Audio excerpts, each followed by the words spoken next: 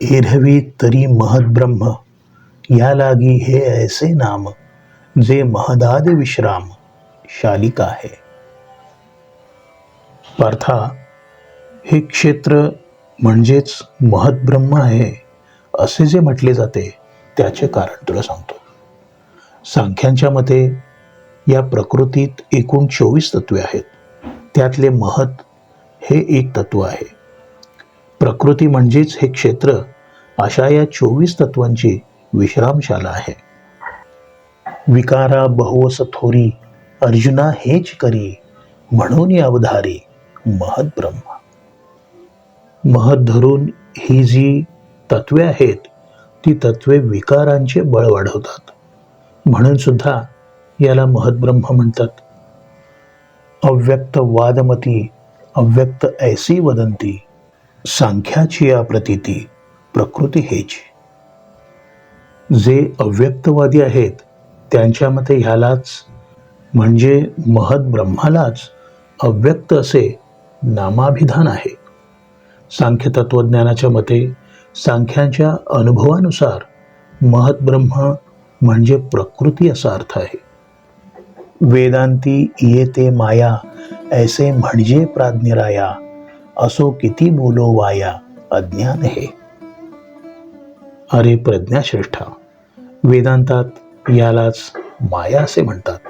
हे आता सारे जरा बाजूला करूया, कारण हे बोलणे व्यर्थ आहे. मूलतः हे सारे अज्ञानच आहे. आपला आपण पेया, विसरू जो धनंजया, तेचे रूप यया अज्ञानासी. शरीरांतर्गत आत्म्याला स्वतःचा विसर पडतो, तोच या अज्ञानाचे स्वरूप आहे. आणि काही एक असे, जे विचारा वेळेन दिसे, वाती पाहता जैसे अंधारे का.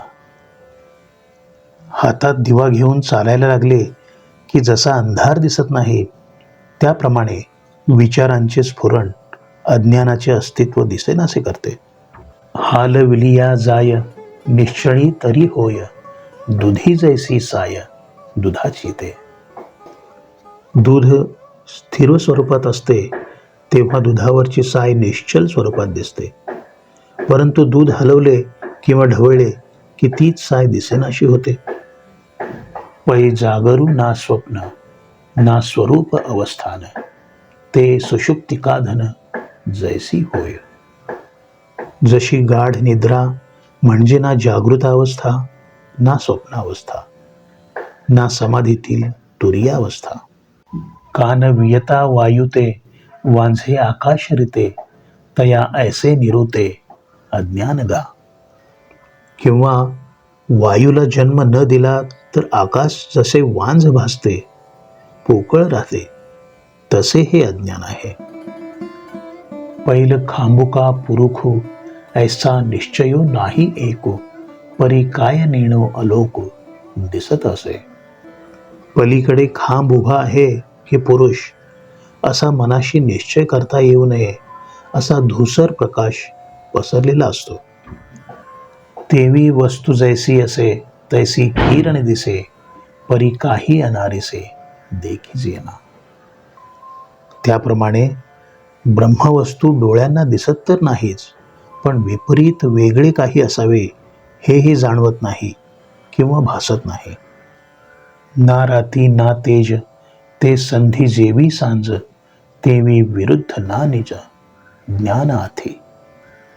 रात्रही नाही आणि प्रकाशही नाही, अशा त्या संधिकालाला जसे सांज वेळ म्हणतात, त्याप्रमाणे अज्ञान हे ना ज्ञानाला प्रतिकूल असते ना अनुकूल असते. ऐसी कोणी एकी दिशा, तिये वादू अज्ञान जैसा, तया गुंडलिया प्रकाशा क्षेत्रज्ञ नाम. अशी अवस्था जिथे असते त्या दशेला अज्ञान असे नाव आहे. याचा सोपा अर्थ असा की शुद्ध शाश्वत ज्ञान आणि प्रापंचिक ज्ञान या दोघांमधल्या ज्ञानावस्थेला अज्ञान म्हणतात, आणि या अज्ञानात गुरफटलेल्या आत्मतत्वाला क्षेत्रज्ञ म्हणतात. अज्ञान थोरिये आणिजे, आपण पे तरी नेणिजे, ते रूप जाणिजे क्षेत्रज्ञाचे. अज्ञान वाढीला न्यावे आणि आत्मतत्व तर विसरून जावे, हे क्षेत्रज्ञाचे विशेष लक्षण समजावे. हाची उभय योगू बुझे बापा चांगू, सत्तेचा नैसर्गू स्वभाव हा. हाच क्षेत्र आणि क्षेत्रज्ञ यांचा मिलनबिंदू. तो तू नीट जाणून घे. चैतन्याचा हा नैसर्गिक स्वभाव आहे. आता अज्ञाना सारिखे वस्तू आपण पाच देखे, परिरूपे अनेके नेणो कोणे. आता आत्मवस्तू म्हणजे जे ब्रह्म, ते अज्ञानामुळे आपल्याला नाना रूपाने पाहत असते. तिथे अनेक स्वरूपांचा त्या आत्मस्वरूपाला भास होत राहतो. त्यातले खरे कोणते आणि खोटे कोणते हे आत्मवस्तूलाच कळत नाही. जैसा रंकू भ्रमला म्हणे जा रे मी रावो आला, का मूर्छितू गेला स्वर्ग लोका. हे कसे घडते तर एखादा भ्रमिष्ट झालेला भणंग म्हणतो, अरे जा रे मी आता राजा झालो आहे. किंवा मूर्छा आलेला माणूस स्वतःशीच म्हणू लागतो की स्वतःच स्वर्गलोकी जाऊन पोचलेला आहे. तेवी लचकलिया देठी मग देखणे जे जे उठी, तया नामसृष्टी मीची विये पैगा. त्याप्रमाणे स्वस्वरूपापासून ढळलेल्या दृष्टीने सभोवती पाहताना जो जो भास होतो, जे जे दृश्य दिसते, त्याचे नाव सृष्टी.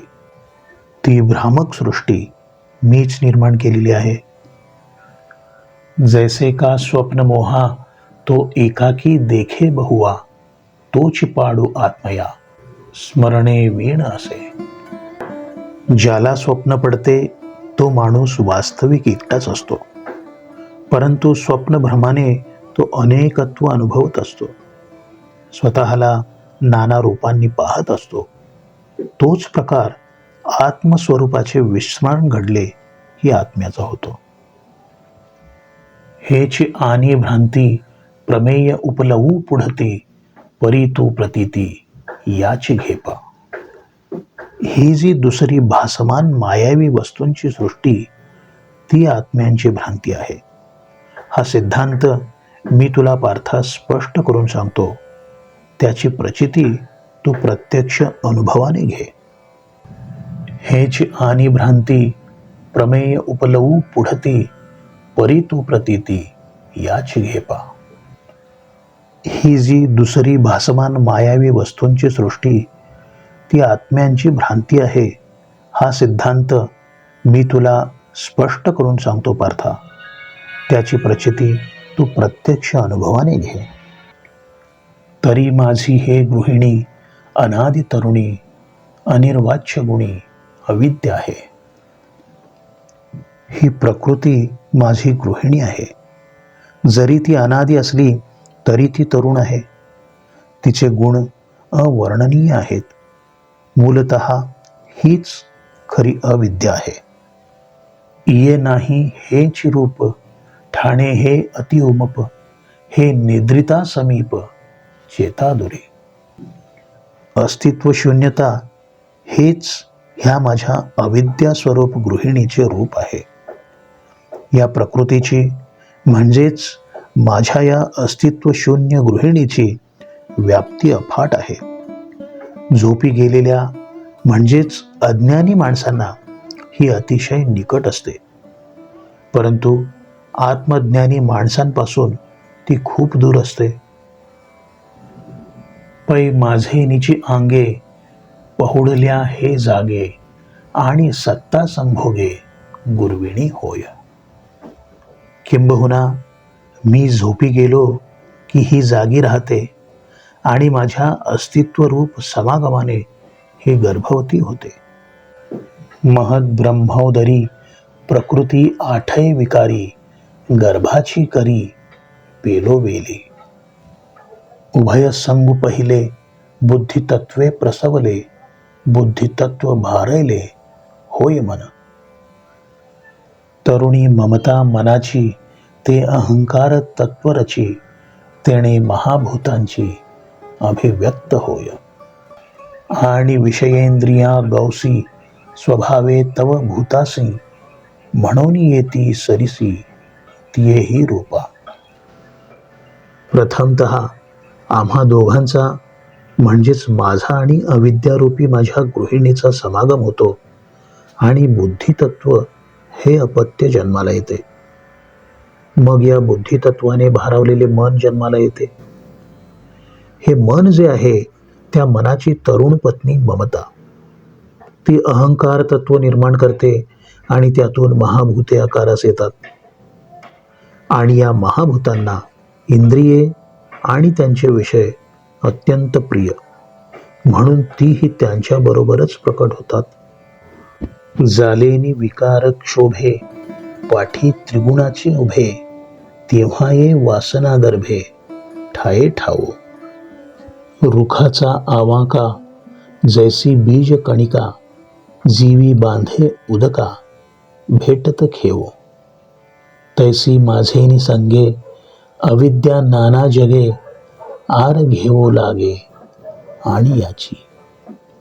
मग गर्भगोळा तया कैसे रूप तय ये आया, ते परी येसे राया सुजनांची या. अशा रीतीने उत्पन्न झालेल्या विकारांच्या खळबळीमुळे नंतर त्रिगुणांच्या सहाय्याने या प्रकृतीची गर्भपिंडी सिद्ध होते,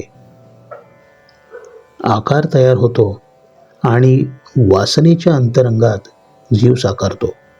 म्हणजेच विश्वाचा समग्र आविष्कार या अविद्यारूपी प्रकृतीच्या गर्भात जीव रूपाने साकार होतो.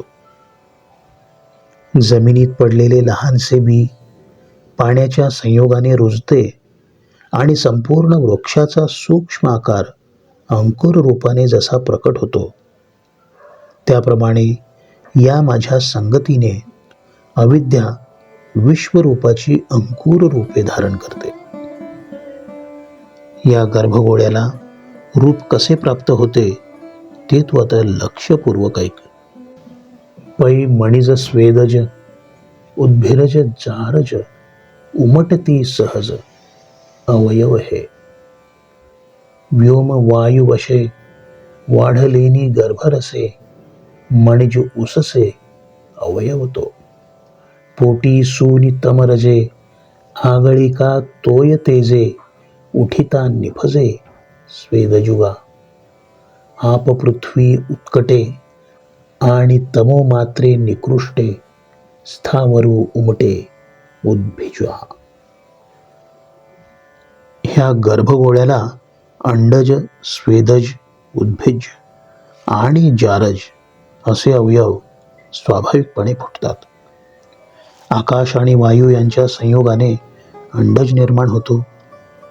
रज आणि तम हे दोन गुण पोटात बाळगून जल आणि तेज यांची विपुलता झाली की स्वेदज निर्माण होतात. जल आणि पृथ्वी यांच्या आधिक्याने आणि निकृष्ट अशा केवळ तमोगुणामुळे स्थावर असे उद्भिज प्रकट होतात. पाचा पाचही विरजी होती मनबुद्ध्यादी साजी, ही हे तुझारजी ऐसे जाण. ऐसे चारी हे सरळ करचरण तळ, महाप्रकृती स्थूळ तेच शिर. प्रवृत्ती पेलले पोट निवृत्ती ते पाठी नीट, सुरयोनी आंगे आठ ऊर्ध्वाची. कंठ उल्हासता स्वर्गु मृत्यू लोक मध्य भागू, अधोदेशु चांगू नितंबुतो. मन, बुद्धी इत्यादी 5 ज्ञानेंद्रिये पंचमहाभूतांना सहाय्य करतात आणि यातून जारची सृष्टी निर्माण होते. असे हे 4 विभाग म्हणजे ज्याचे सरळ हात आणि पाय, स्थूल महाप्रकृती म्हणजे तेच ज्याचे मस्तक, प्रवृत्ती हे त्याचे पुढे आलेले गरगरीत पोट, निवृत्ती ही त्याची सरळ पाठ, अष्टदेव योनी म्हणजे नाभी प्रदेशाच्या वरची अंगे, आनंदमय स्वर्ग हा ज्याचा कंठ, मृत्यूलोक हा ज्याचा कटिभाग, पाताल लोक हा ज्याचा उत्तम असा नितंब भाग. ऐसे लेकरू एक प्रसवली हे देख, जयाचे तिन्ही लोक बाळसेगा. 84 लक्ष योनी तिये कांडा पेरा साधणी, वाढे प्रतिदिनी बाळक हे. नाना देह अवयवी नामाची लेणी लेववी, मोहस्तन्ये वाढवी नित्य नवे. सृष्टी वेगवेगळीया तिया करांघ्री आंगोळिया, भिन्नाभिमान सोदलिया मुदिया तेथे. ही जी अविद्या आहे ना, ती असे लेकरू प्रसवली. तिन्ही लोक हे त्या बाळाचे जणू बाळसे झाले. 84 लक्ष योनी ही त्या बाळाची हाडे आणि पेरांचे सांधे आहेत. असे हे बाळ प्रतिदिनी वाढतेच आहे. ही अविद्या या बाळाच्या शरीराच्या नाना अवयवांवर नामरूपी विविध लेणी घालते आणि मोहरूपी आपले स्तन्य पाजून त्या बाळाला छानपणे वाढवते. वेगवेगळ्या सृष्टी हीच त्या बाळाच्या हातापायांची बोटे आहेत आणि निरनिराळ्या देह अहंकार रूपी अंगठ्या त्या बोटांमध्ये घातल्या आहेत. हे एकलवते चराचर अविचारित सुंदर, प्रसवोनी थोर थोरावली. पै ब्रह्मा प्रातः काळू, विष्णू तो माध्यान्ह वेळू, सदाशिव सायंकाळू बाळायया. महाप्रळय सेजे खेळोनी निवांत निजे, विषमज्ञाने उमजे कल्पोदयी. अर्जुना या परी मिथ्या दृष्टीच्या घरी, युगानुवृत्तीची करी सोज पाऊले. हे एकुलते एक चराचर बाळ जन्माला घालून अविचारी सुंदर बाळाला वाढवताना ही अविद्या जाडजूड झाली आहे. पार्था, अशा ह्या विश्वबाळाचा ब्रह्मदेव हा प्रातःकाल आहे, महाविष्णू हा माध्यान्ह काल आहे आणि शिवशंकर सायंकाल आहे. असे हे बाळ खेळून दमले की महाप्रलय रूपी शय्येवर झोपी जाते आणि कल्पारंभी भेदाच्या जाणीवेने जागे होते.